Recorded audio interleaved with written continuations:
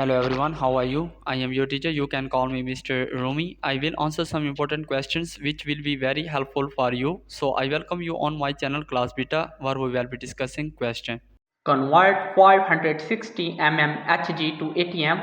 Correct answer is to convert 560 mm Hg to ATM, we can use the conversion factor of 1 ATM equals 760 mm Hg. 560 mm Hg, 1 ATM by 760 mm Hg equals 0.7368 ATM.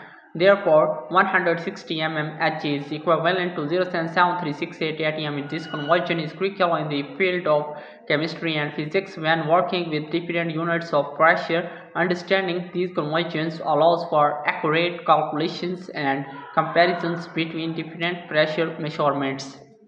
So that was our today's correct answer to question. If you have any other question, please let me know in the comment section. I will be answering your question soon. Thanks for watching the video. Be sure to like, share and subscribe our channel. See you in the next question. Bye bye.